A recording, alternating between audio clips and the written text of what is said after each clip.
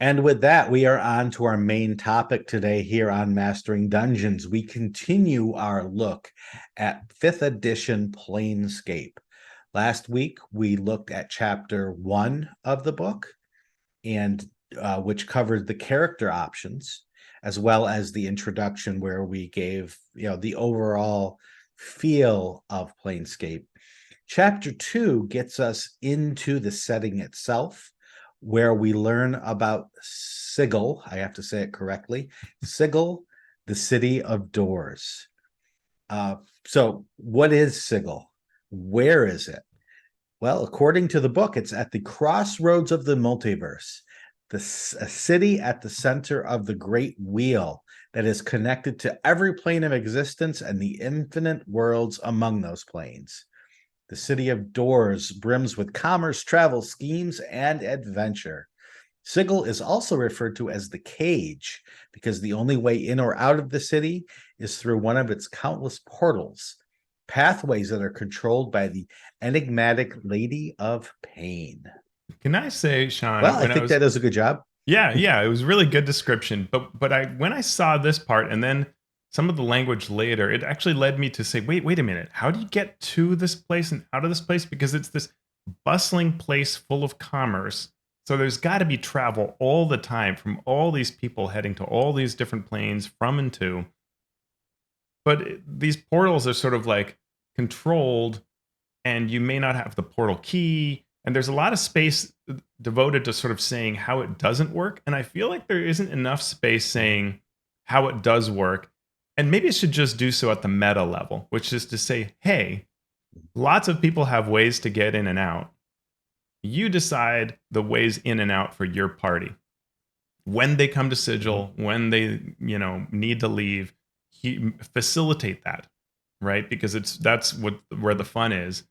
But people who aren't wanted in the city or who shouldn't be here just can't get there. And I think that it could have just said that in a more, maybe as a sidebar or something to really speak to the DM, because I was reading, I was like, wait, how do you get in here? And the answer is just, well, when the DM says so. Right. And that goes back to a question that we answered in the previous segment, which is when you build a world for role-playing games, you're building the world, Mhm. but you're also building a play experience. And sometimes we lose, as designers, we lose focus on one or the other because we go down a rabbit hole, or we're trying to reconcile old lore with new game. Oh, there's many reasons why we might. And I got the same feeling, and we'll talk Mhm. about this in more detail as we go through this chapter. But it was very much like, okay, this is so cool. Now, how do I use it? Yeah. Yeah. And so we will see how, as these features go, we'll talk about how you might use it, or how you might not use it, or how you might want to use it as long as your players don't know how the game thinks you're going to use it. Yeah. But we've learned that Sigil exists simultaneously at the center of this great wheel, this cosmology that draws all the multiverses, or all the worlds of the multiverse together. It is in the shape of a torus, which is a donut It's a that car. It's sets shaped like a around car. the top. Not a Taurus, Oh. not a Ford Taurus, or not the astrological symbol Taurus, Torus, which is that round shape. Okay, smarty So pants. the the city itself is on the well, no, because I as I was reading Yeah. this, I was trying to figure out physically what it looked like. So it's the donut that's around the spire that's called the spire. Uh, and it hangs above the rest of this is where I'm getting confused, because we call Sigil the city, but the outlands are different. Hmm. But do all the rules that form Sigil also carry through to the outlands? It's not Can you clear in this not part get of the into book. those? Yeah, I wondered that too. Right. And so that's why I was like, and we'll Uh huh. find out as we read, maybe. Maybe. But So I'm like, how do you get to the Outlands from Sigil if you're not? And at Right. first I thought Sigil sat at the top of the donut, but Hmm. then I realized no, Oh, it it's is. the It's the inside. center, It's like the the inside of inside, if we take like a ring, right? And I can't lose my right, wedding ring on show, that would be bad. But it's like being on the right. inside, and you can look up, and if it's a clear day, see Sigil. See the rest of the city above you, Hmm.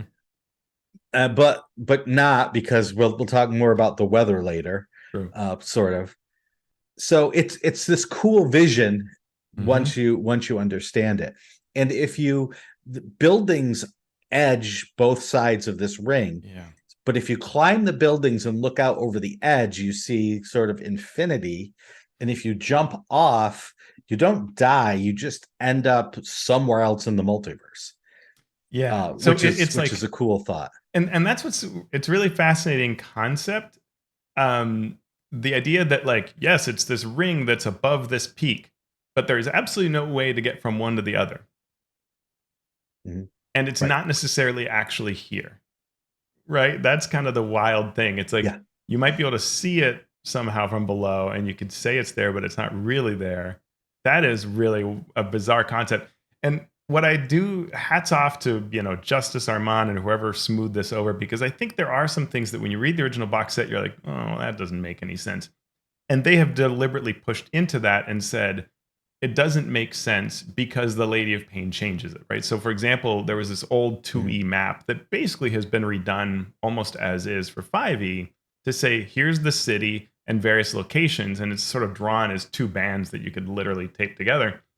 But it says there are Mhm. no distances on this map because the distances change and things move. So these are sort of relative positions, but the distance between them Mhm. is up to the DM every single time, which is fascinating. Yeah, it is, except we've already seen that done with Descent into Avernus. The maps Yeah, for that yeah, said basically the same thing. yeah, And I'm cool with that. As a player, I'm cool with that. As a game master, I'm cool with that. There are a lot of people who aren't cool with that yeah. and voice their displeasure about not Mhm. knowing exactly how far things are.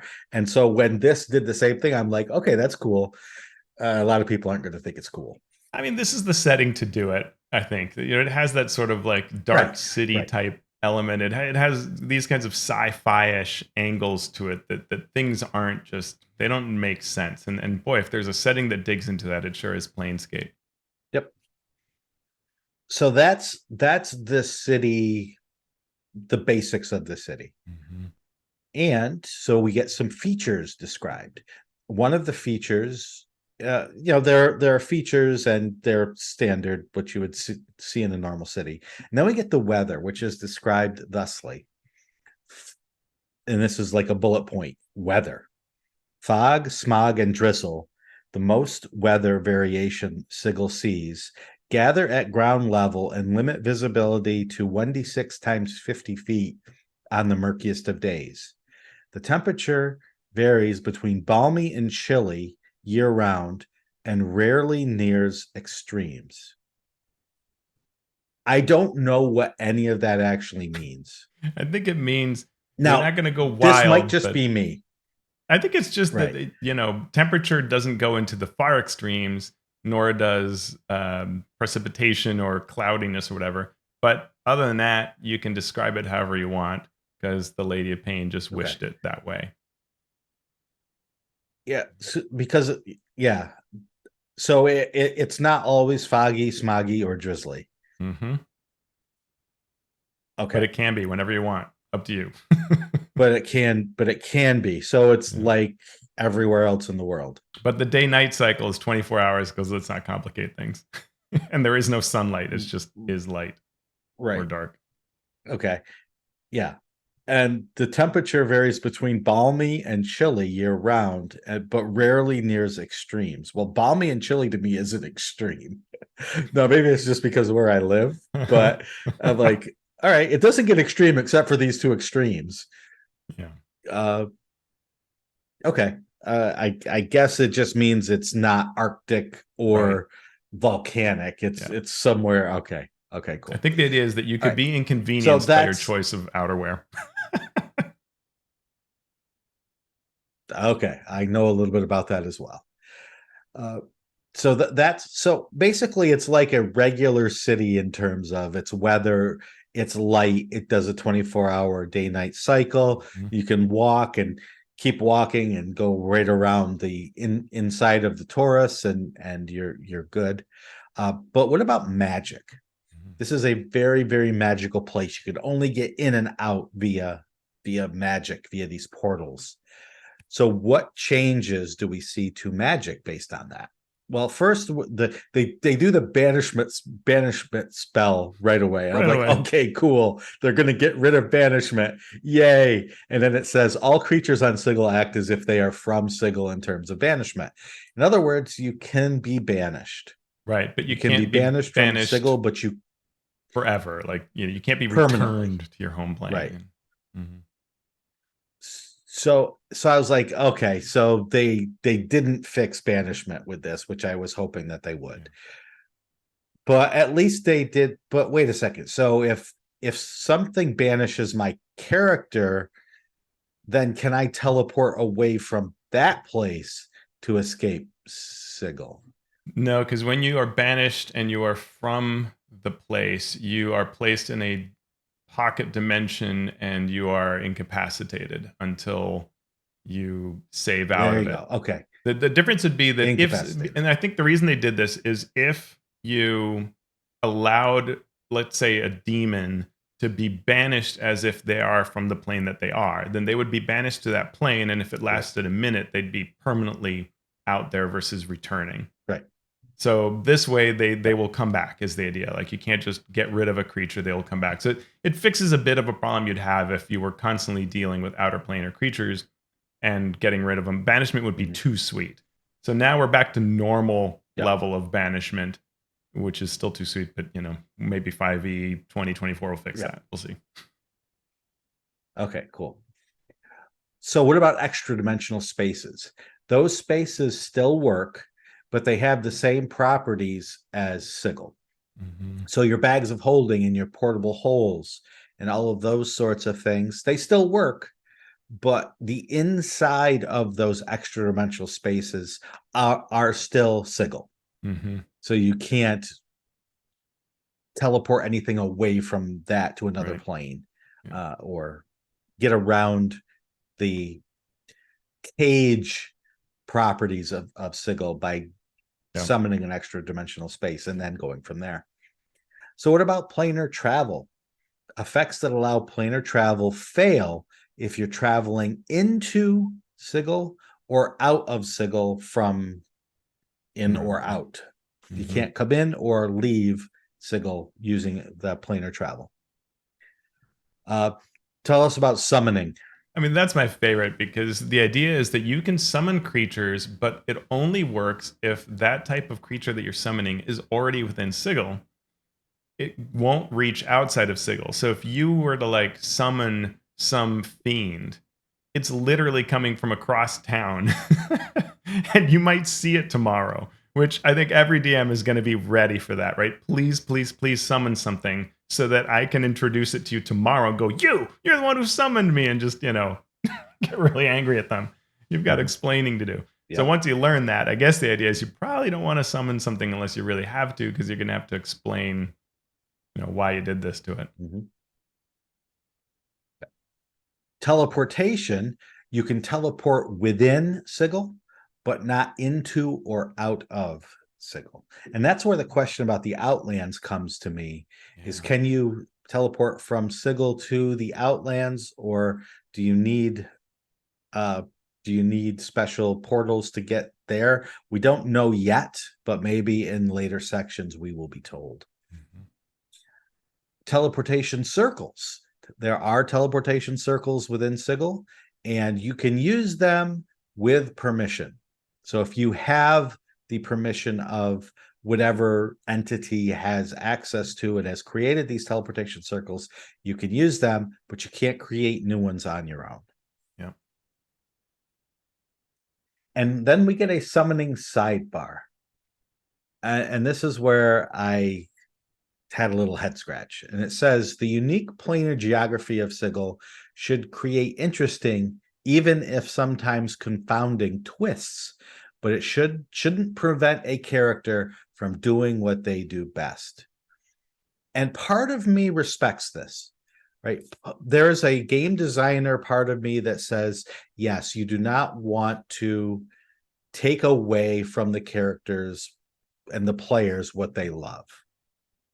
But part of me says, if you're creating a new world and a new setting that is meant to do that, you should not shy away from doing that. So rather than saying, okay, we've got this incredibly different world setting that's the center of the world, and the Lady of Pain locks everything down, but don't stop the players from doing what they do. Yeah. It seems contradictory. It seems, I don't want to say a bit of a cop out because I can see both sides of it, but it doesn't take the step that I want to teach DMs how to have fun or Yeah. provide fun to the players while still doing things to make the game not harder but different for them. I think that what this is sort of, I think, missing a little piece. Again, sometimes it's important to break down the meta and explain what you're explaining. They do this sort of in character, which is maybe part of the problem, because there's a difference between, like, the example we were talking about of, like, oh, I summon a fire elemental for this battle, which can be perfectly fine to be like, this elemental's totally mad at you and tomorrow will hate you. And the situation where you might say, like, I am, and I forget which of the Tasha's subclasses, one of the Tasha's subclasses has a thing where you're basically constantly summoning this companion. Or maybe it's one of the spells, or maybe both. And so you may be doing this all the time as part of your build, right? And Mm-hmm. if the DM were to say, nah, because it's going to be angry at you and want to beat you up later, suddenly the fun of your build has gone away. The same way that, when you had, like, in third edition, people who always wanted to be on mounted combat, and you said, I'm sorry, at the beginning of the adventure, you can't bring your thing on the boat. And they're like, are you kidding me? This is my character. Mm-hmm. So, like, to meta speak to DMs and say, if the build is dependent on summoning, if this is what they do, then Mm-hmm. have a fun role playing thing to enable that, right? Listen, Burke, you keep summoning me. We need to have a talk about this. Let's work, you and I work this out. I will help you, but in exchange, I need this thing. And it becomes a plot part and an interesting thing. And maybe you learn more about Sigil that way. And that could be interesting, right? But they don't kind of break down that meta. And I think that's what they're trying to get to. Mm-hmm. I totally agree. Use it as education, use it as Yeah. a way to talk about running a fun game when options are limited. Yeah. I couldn't have said it any better, so I will stop saying it. Uh, Yeah. the next section we get is life in Sigil. And as we mentioned last week, one of the core concepts of this is anything in the multiverse could be here, and they will likely not be at war, even if they would be at war when they're out on their world or out on their plane. So you might find an angel and a demon getting drinks after work.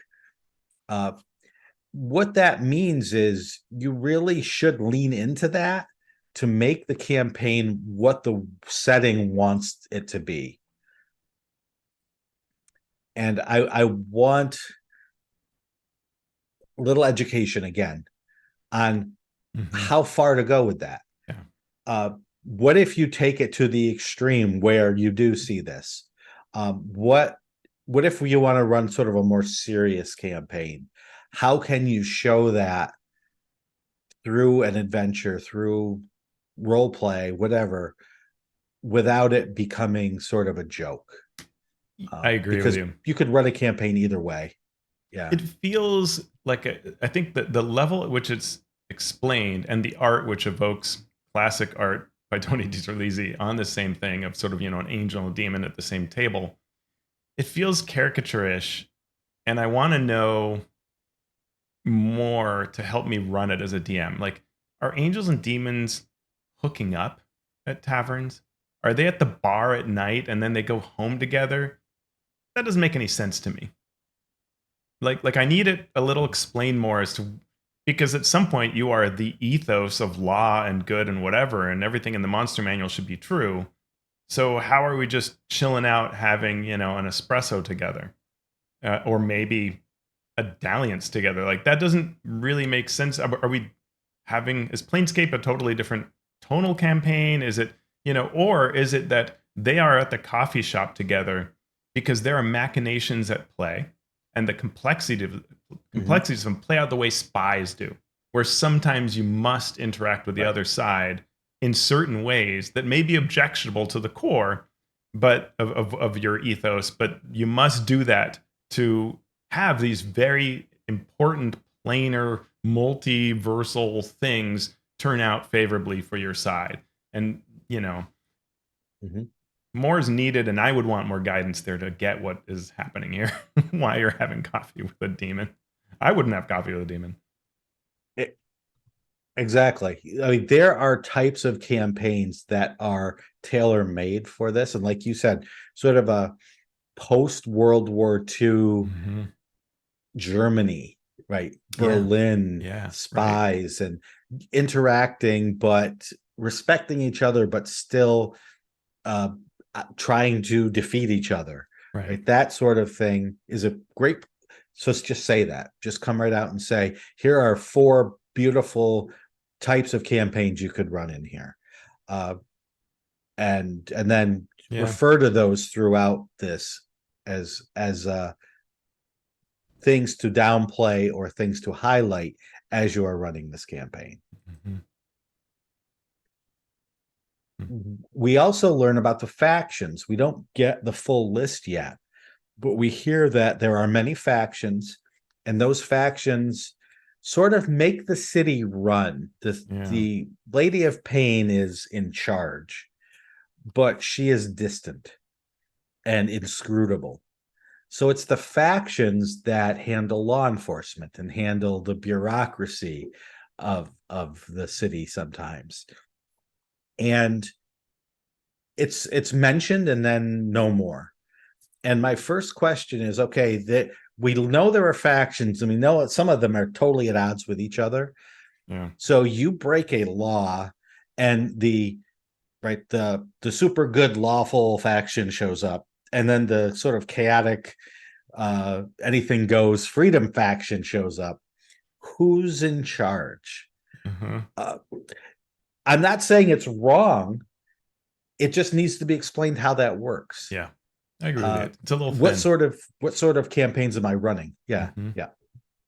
Yeah, and we saw this when we reviewed Planescape, and we were touring the Modron March, and there was like, oh, you go to this sort of Mechanist inspired lawful gate town, and there's this law case, and you have to abide by these very tight rules. And in a gate town, I get it, because then we can really say, well, everybody is feeling this way.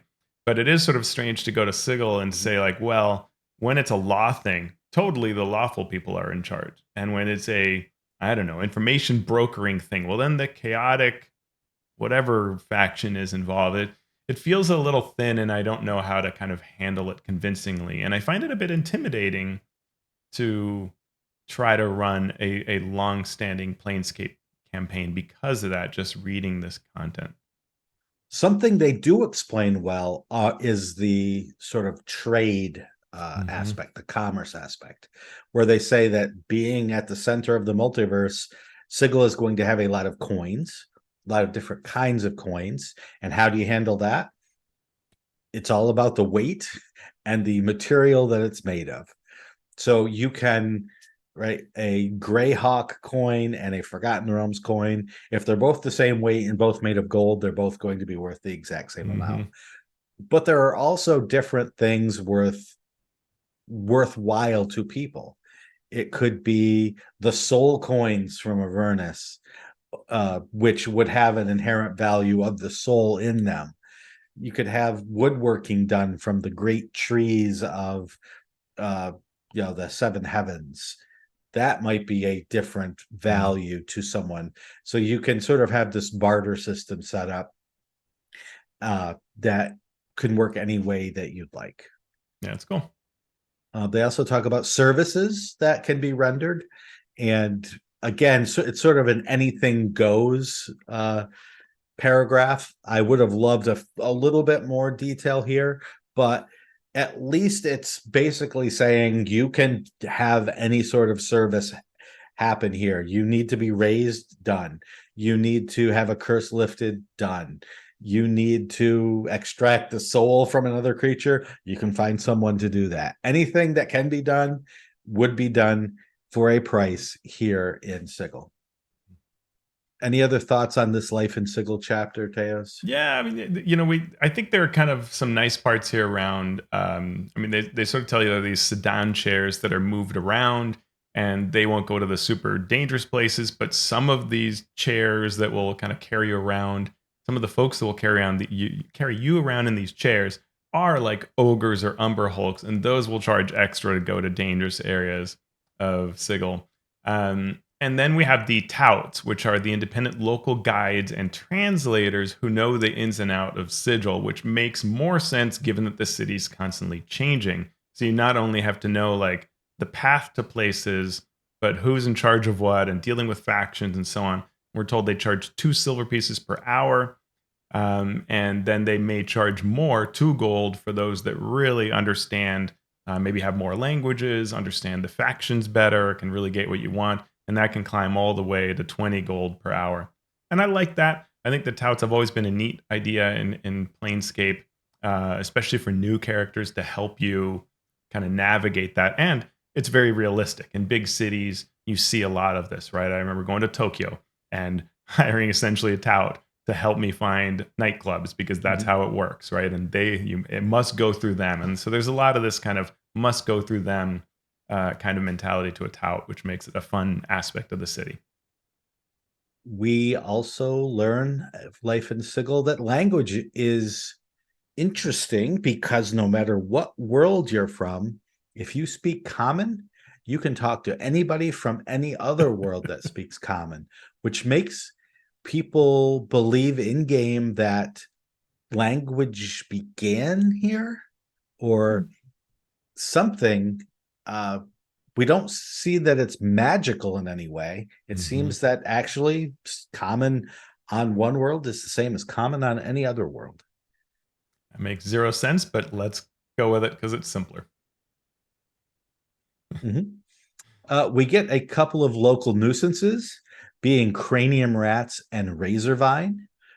Cranium rats are interesting, and we will talk more about them as we look at the monsters and the flora and fauna of the world. And razorvine is something that's in the Dungeon Master's Guide, so that's been around for a while.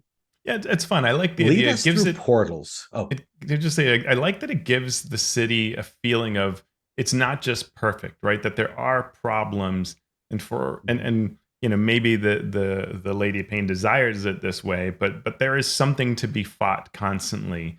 These rats and razorvine as problems. I like that aspect to the campaign. That's a neat touch. mhm. Yep.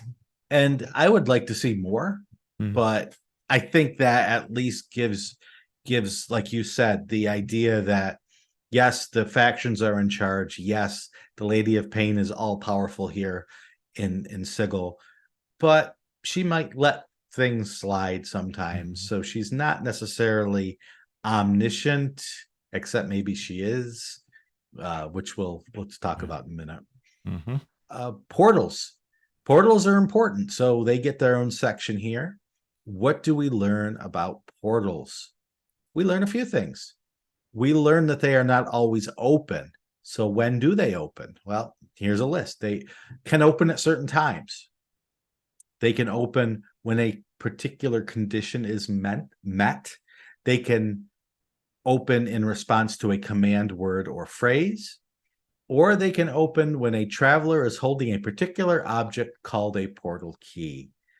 So they pretty much open when the story says they should open. Yeah, and I like that there's a lot of information here on portals. I think that again could have been a little more meta about it at times, but in terms of the in-game utility, it's very nice. They have this concept that a portal key can really vary. It can be a whistle, it can be a type of person. It doesn't have to just be a physical key, though they often are.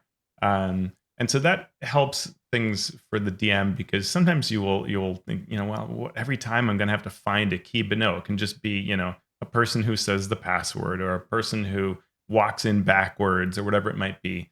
Then the portal will work for you, and that's good, because then you can have this sort of information that gets traded and doesn't have to always revolve around physically getting an object or returning the object when you're done.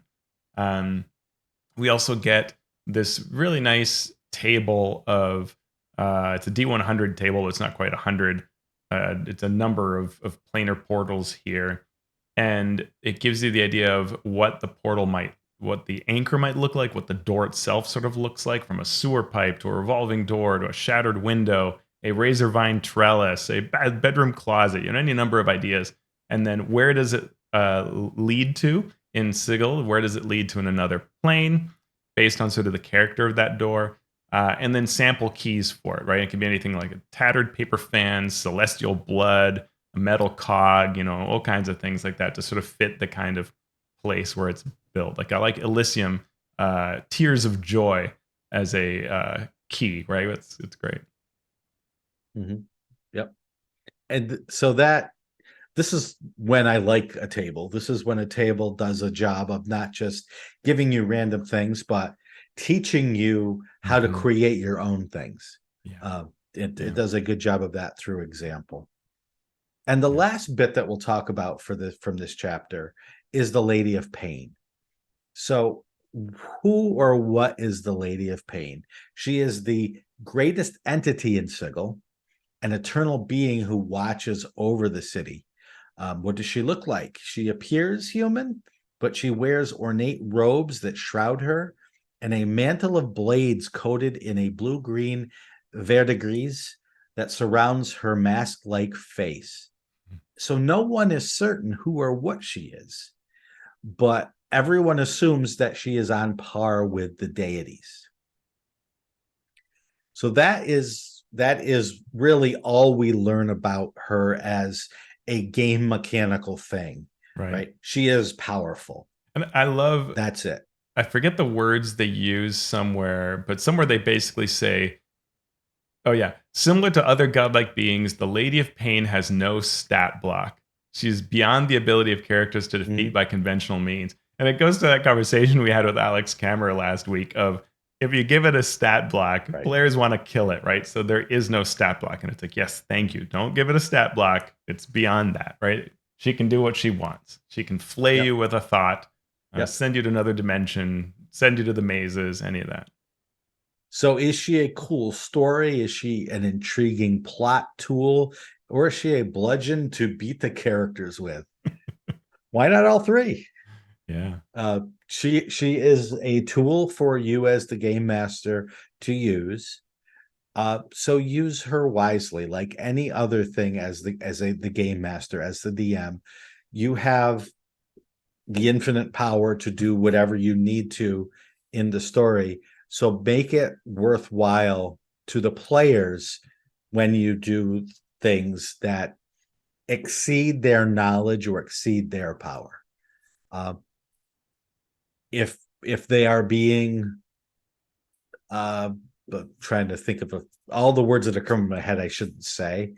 If they're being problematic players, definitely she would be there to punish them for their problematic behavior.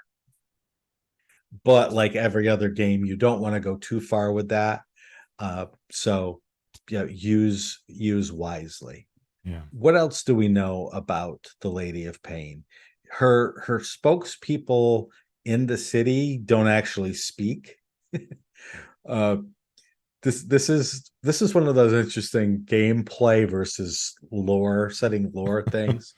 They are, I don't know how to pronounce it. They're called Dabus or Dabus. Sure. And I think they said Dabus. They go around and they videos, but I like Dabu. I like that a lot. Yeah. They float around the city communicating the wishes of the Lady of Pain, not through words, but through rebuses. If you're not familiar with what a rebus is, it's one of those pictograms that you have to look at the pictures and sound out things, and it might say like house minus S is Yeah. how, and then you plus M plus a baseball bat is, and then you have to sort of figure out the message that way, which is awesome. They use these Mhm. illusions to speak to you through these rebuses, but creating one on the fly is practically impossible unless you're really, really, really good at it. And if you are, I guess you now have a full-time job of creating rebuses for D&D games set in Planescape. Yeah, yeah, for sure. Yeah, it is. I think what it does, and again, I could use some meta here, right? That I think the meta of it is the Lady of Pain should essentially never show up, except for the most critical part in a campaign as a symbol of something, right? The importance of something, the good they've done, the bad they've done, they being the characters.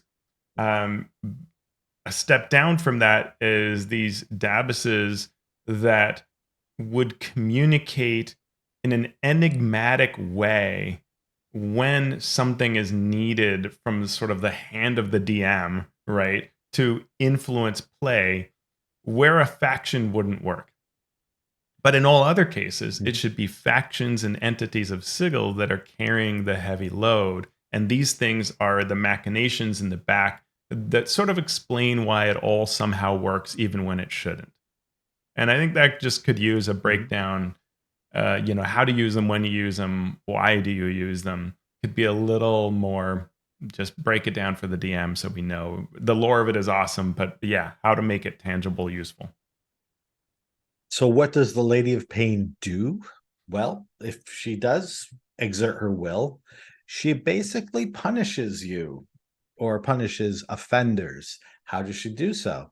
Well, one way is to send people to the mazes, a demi-planar cage created by the Lady of Pain, reserved for would-be power mongers and dissidents who threaten the city on a grand scale or foolishly target the lady herself. And what does this maze do? It's like the maze spell. You go there, except you can't get out. You don't need food or water. You don't require sleep while you're there. It's just an indefinite, isolated eternity of nothing, Yeah, I had the which is fortune sounding pretty once. good right about now. Some people would choose this as a goal. I had a fun one shot that I once played with Eric Scott DeBee, who does amazing D&D work and novel work, Mhm. and he ran a Sigil campaign where we were in Sigil, but everything was empty, and we came to find we didn't know why, but we were in the mazes, and so we had to solve Mm. something in the mazes, a problem to find the one way out, which was related to some problem that was taking place. And then we were able to escape the mazes. And so the one shot was really sort of largely about getting out of the mazes, which I thought was a really cool idea. When I played it, I really didn't know much about the mazes. So, but a lot of the folks there started piecing it together, the other players out of character were piecing it together. But it's a neat idea. Again, not entirely clear what you do with it, how to use it, just from what's written here. It's just sort of a threat that exists out there of, well, she can really, not only can she murder you, but she can lock you up in a place for almost ever, if not ever. And if the whole city angers her, not just an individual, but the whole city, she can lock the cage. And this is her way of telling the factions, y'all aren't doing a good job of keeping the peace here. So I'm just not going to let anything into or out of the city. And that includes food coming in or waste going out or bodies being disposed of. So it turns into one big strike, and it turns very unpleasant until the factions quickly resolve whatever it is that the Lady of Pain wants them to. Interfering with the lady, if you're foolish enough to try to, oh, I don't know, attack her or maybe even look at her, she can essentially drop you to one hit point immediately. And then if the creature hasn't learned its lesson from that, off to the mazes they go. So, like I said, a big stick with which to beat your player characters into shape if necessary, but otherwise an interesting and powerful plot and story driving element to your campaign. Yeah. It's cool. I mean, I read this overall, Sean, I think I rather like this section.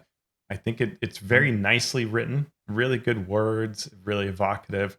But I do find it a little intimidating when, especially when if I try to think, me as a new DM, if I picked up this product, I would be like, this is amazing, and also I'm a little scared. So I want to see what the rest of the book says. Mhm.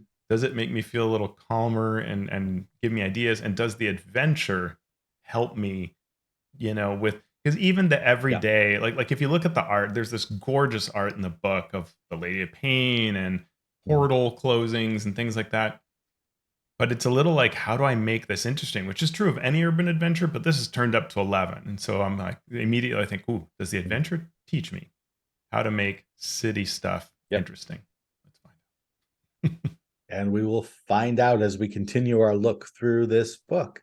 Next time, we'll talk a little bit more about factions, talk about the gazetteer that they provide for the city of Sigil itself, and more.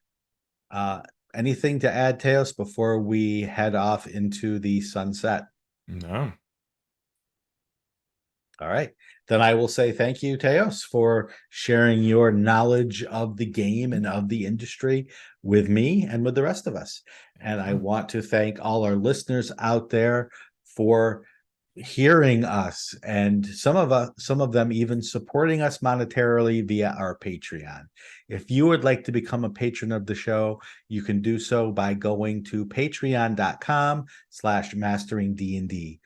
We've got three tiers. We've got the Master of Dungeon supporters. Thank you so much to all of you.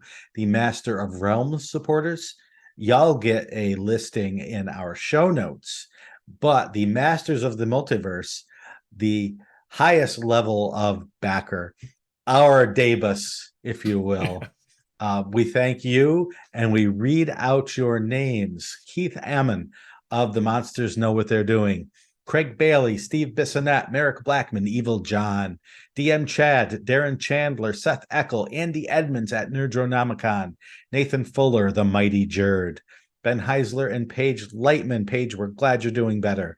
Sean Hurst, Chad Jackson, Brian King, Jim Klingler, aka DM Prime Mover, Chad Lynch, the Mathemagician, Eric Mengi, the Micro Ant, Sean Molly, Falcon Neal, Post Fiction RPG Audio, Robert Pasley, Vladimir Prenner from Croatia, Chance Russo at Drago Russo, Ross Sandberg, Andy Shockney, Krishna Simonse, David Somerville from Prismatics.com, the 5e space opera setting, Joe Tyler, James Walton, and Graham Ward. Thank you for your support.